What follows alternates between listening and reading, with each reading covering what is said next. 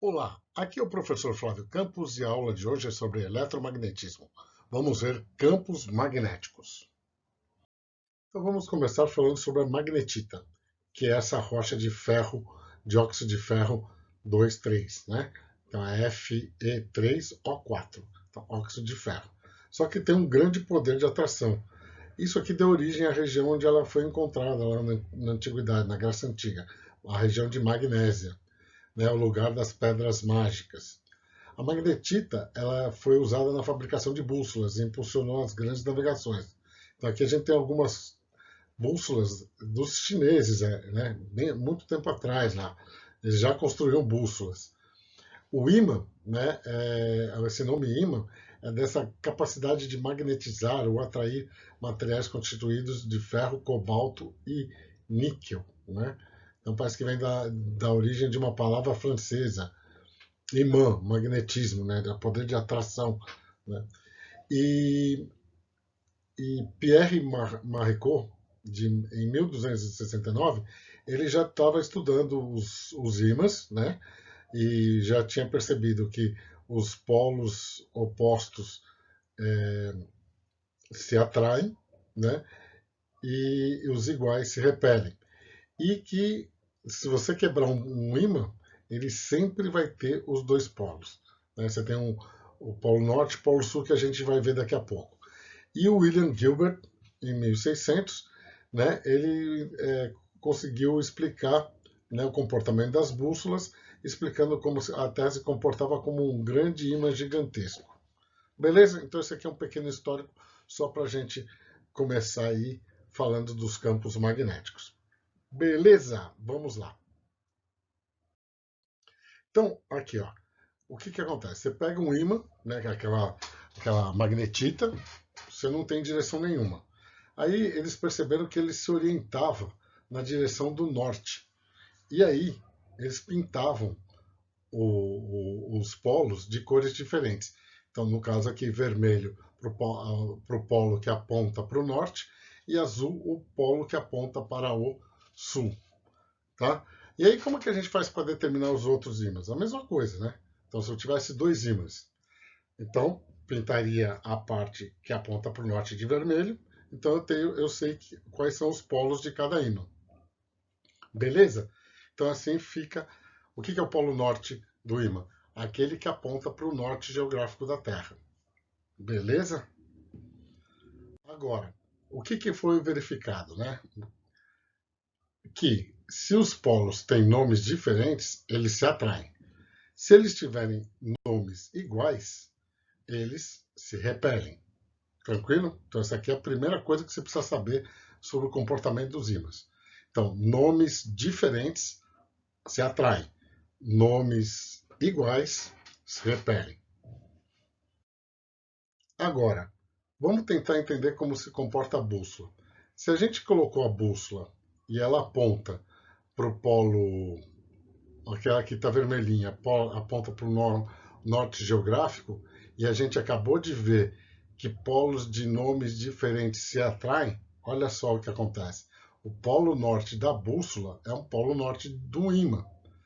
Então ele vai ser atraído pelo polo sul de um outro ímã.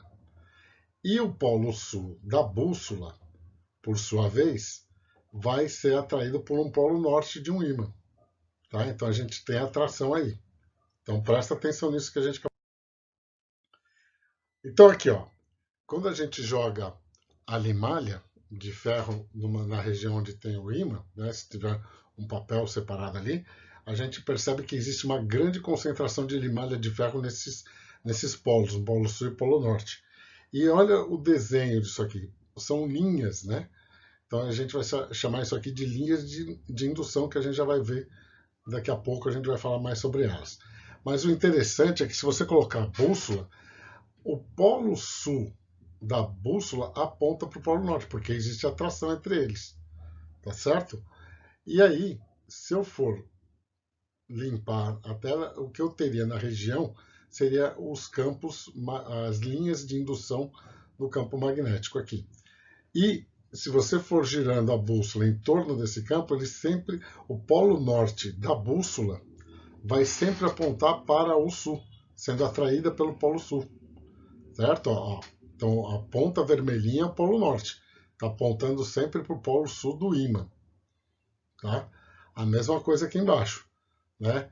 O polo, aqui no caso embaixo, você tem esse lado que não está pintado, é o Polo Sul da agulha da bússola, ela aponta para o Polo Norte. A atração aqui, ela está querendo ir lá para o Polo Sul. Aqui é a mesma coisa, ó, o Polo Norte da bússola querendo ir, sendo atraído pelo Polo Sul do ímã. Tá claro isso? Tá bom? Tá? Mas, professor, você não falou que o lado que você pintou de vermelho não apontava para o norte geográfico? Sim, aqui é o ímã, Polo Sul. Tá? Então, é aqui que é o pulo do gato. Então, nós temos aqui, ó, a bússola, ela aponta, o lado que a gente pintou de vermelho, aponta para o norte geográfico. Tá ok? Então, o que o William Gilbert percebeu?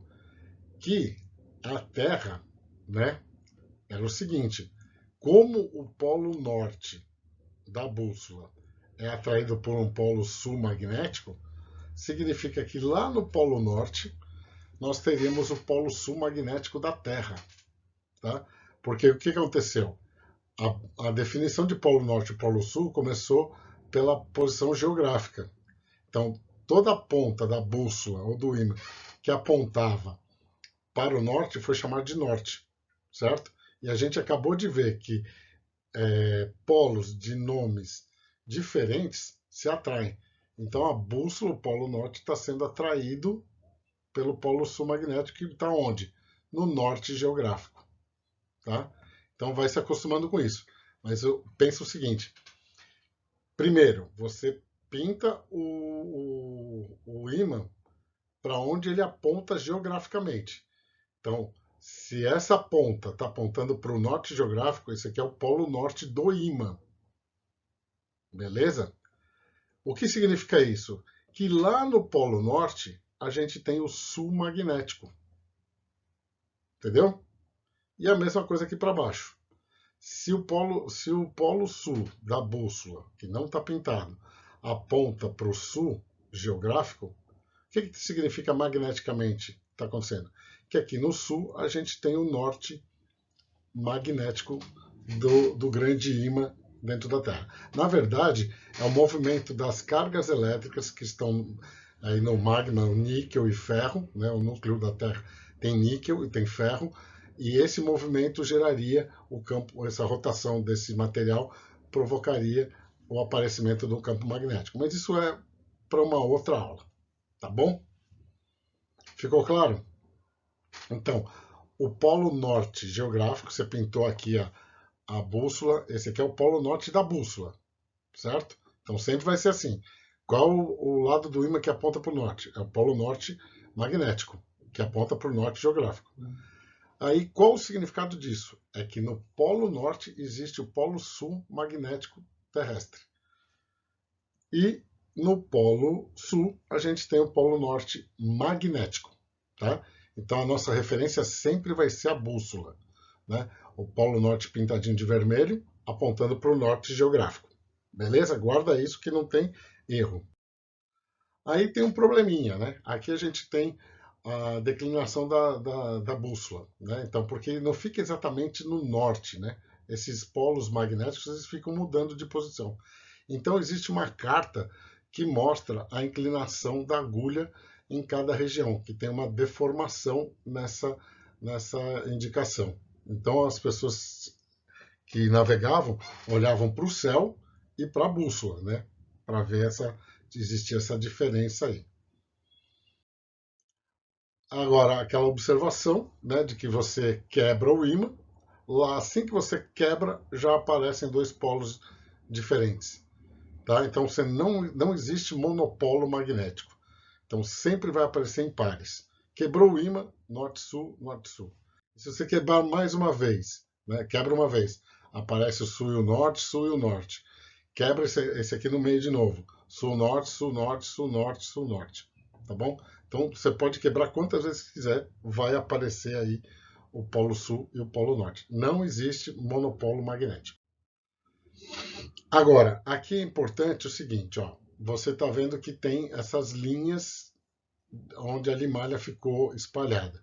Então, são chamadas linhas de indução.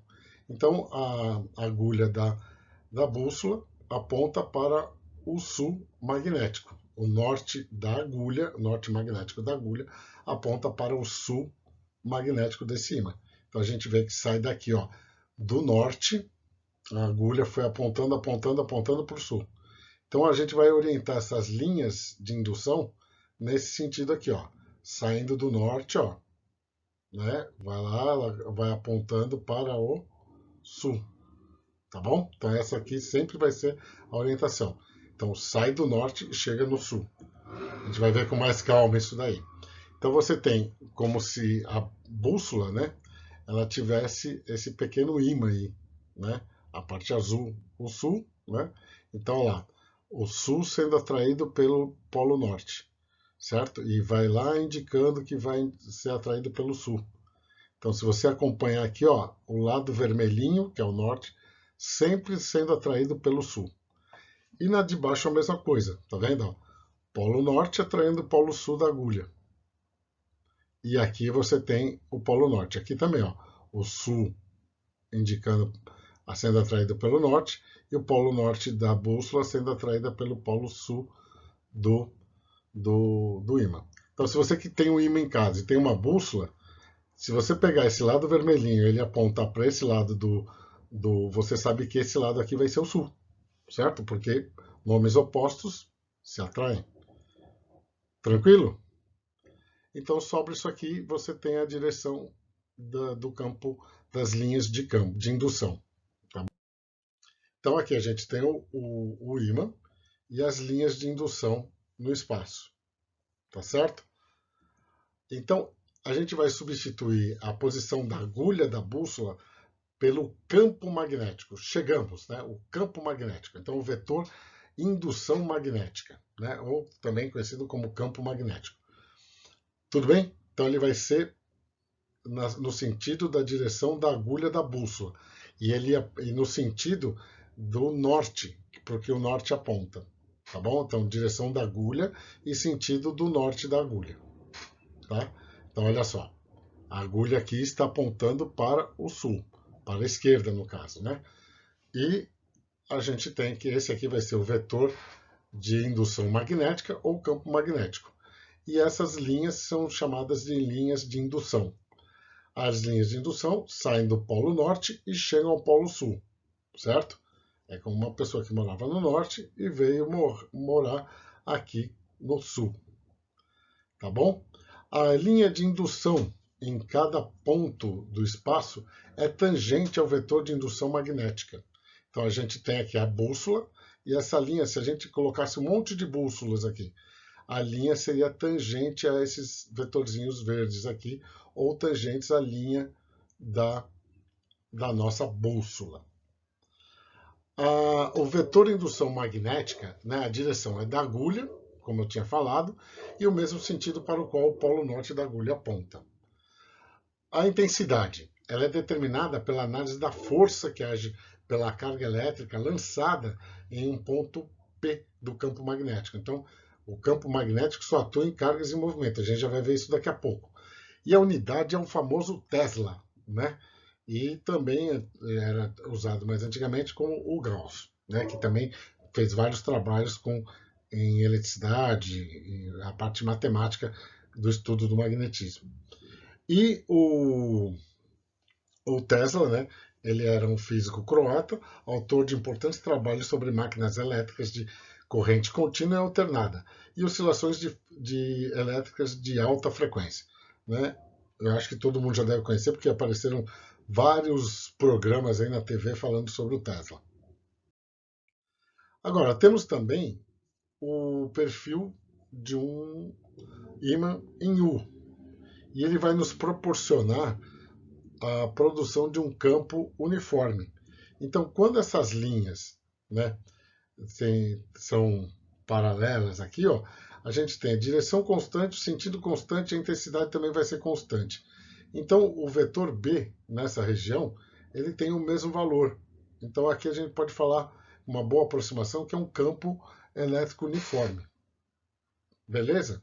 Tá bom? Então aqui seria um campo elétrico uniforme.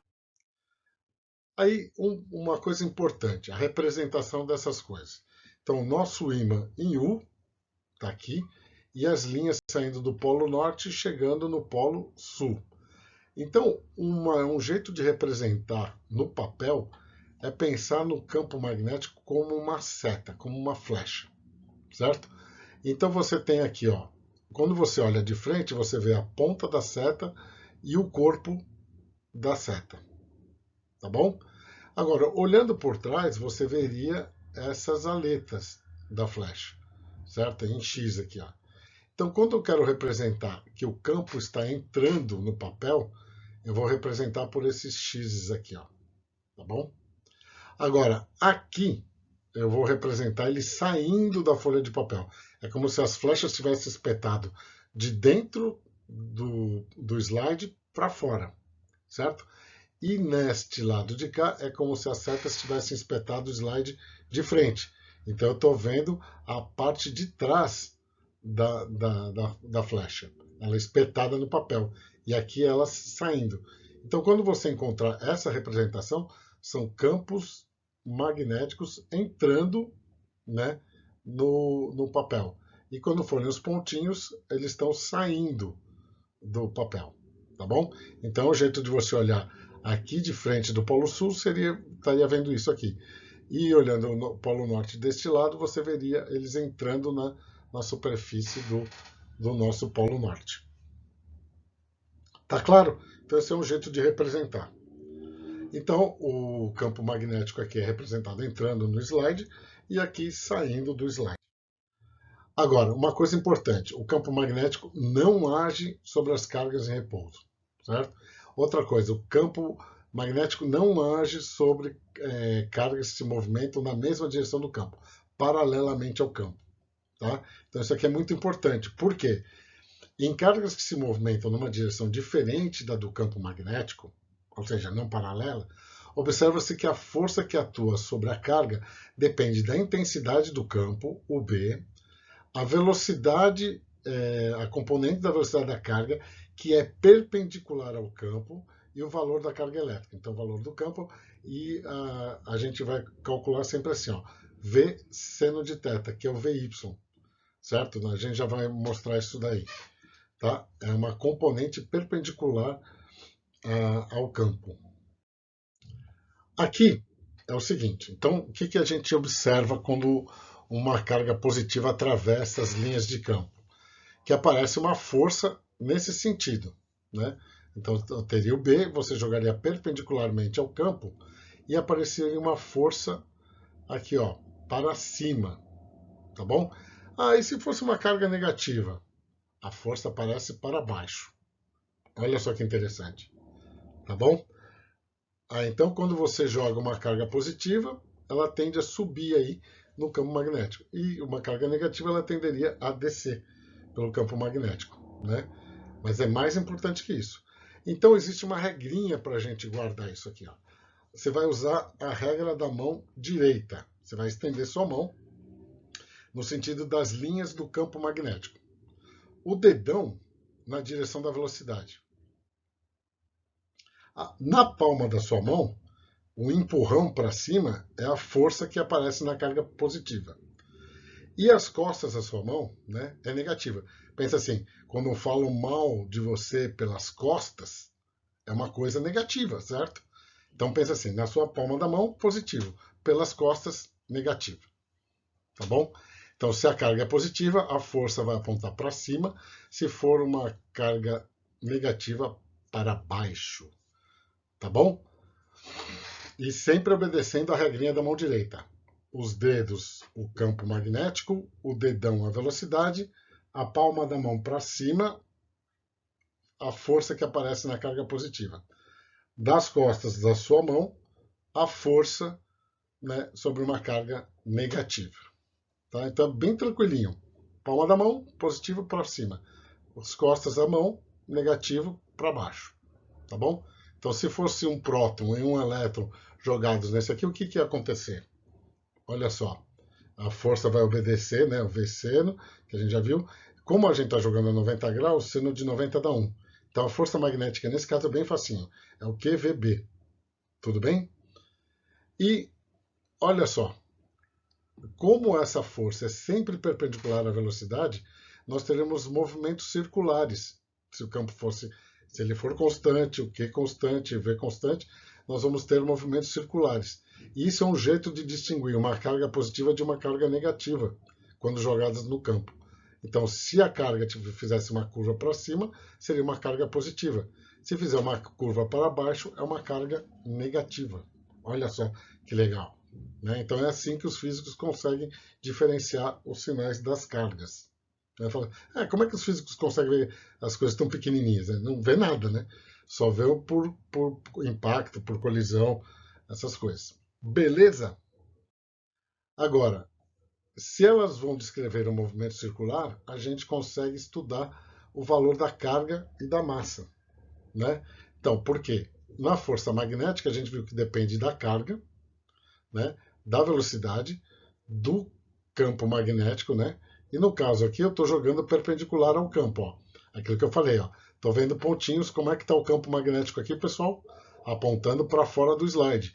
Então, se ele está apontando para fora do slide e a velocidade é o dedão, a mão joga a carga para cima. Então, a força é para cima, apontando para o centro dessa circunferência. Se descreve uma circunferência, nada melhor do que usar a força resultante centrípeta. Então, a força magnética, como sendo de 90, fica QVB. E a força resultante centrípeta, mv² sobre r. Que v² sobre r é a aceleração centrípeta. Então, a força magnética agora, né, a gente vai igualar. Quem faz o papel da centrípeta? A força magnética. Então, igualando as duas, né, a força centrípeta é a força magnética, mv² sobre r. Opa, dá para cortar esse V, certo? Então a gente tem o Q, B e do outro lado mv sobre R. Vamos isolar o R. Então, se você calcular esse R e souber o V e souber o B, você vai conseguir achar a relação de carga-massa de cada partícula jogada num campo magnético, certo? Então, como é que a gente consegue saber essas coisas pequenininhas? Né? Usando esses artifícios magnéticos. Olha só. Então, essa aqui é uma famosa fórmula que você consegue guardar com o seguinte: Habib, me vê um kibe. Tá? Você nunca mais vai esquecer. Então, você calculando o raio da trajetória de uma partícula dentro de um campo magnético, você consegue determinar a massa ou a carga ou a relação carga-massa. Certo? Agora, aqui, e se a velocidade não for perpendicular ao campo magnético? A gente viu que ele depende de quem? Da componente perpendicular. Então precisa do V seno de θ. Então a gente vai decompor. Então o Vx vai ser o V cosseno, né, que é o cateto adjacente, e o Vy é o cateto oposto. Ele está aqui, né, mas no triângulo aqui ele estaria nessa posição aqui, ó. Então seria o V seno de θ. Aí você tem a formulinha, o Q, e sempre vai depender dessa parte aqui, ó, V seno de θ. Tá certo? Quando ele estiver perpendicular, 90 graus. 90 graus é o QVB, que a gente acabou de ver. Tá? Tá ficando claro aí a ideia da formulinha? Então eu vou precisar sempre olhar para essa componente perpendicular aqui, ó. Então tem o V, o B e o F, tá? Usando sempre a regrinha da mão direita. Dedos da mão, o dedão aqui, palma da mão positiva. Então, força para cima. Beleza? Aí, acontece o seguinte. Como eu estou jogando perpendicularmente, eu vou ter duas componentes de velocidade. Uma que é perpendicular à força, eu vou ter um movimento circular, correto? Mas acontece uma coisa nova. Existe uma componente do X que vai empurrar que vai levar a carga positiva para frente. Então, ela vai descrever um círculo e ao mesmo tempo um movimento uniforme para frente. Qual é o movimento que a gente vai obter disso? Não é mais um movimento circular, certo? A gente vai ter uma trajetória helicoidal. que ele vai descrever vários círculos, só que andando ao longo do eixo X por causa do Vx. Então a trajetória vai ser mais ou menos isso aqui, ó. Olha que legal, tá? Então você faz com que a carga ande nessa hélice, né? Tudo bem? Beleza? Então eu espero que tenham gostado da aula, né? Deixa um like aí no vídeo. Obrigado pela companhia e espero que tenha dado tudo certo aí, que vocês gostem do vídeo. E um abração para todos. Não deixem de curtir o canal e se inscrever, hein? Beleza?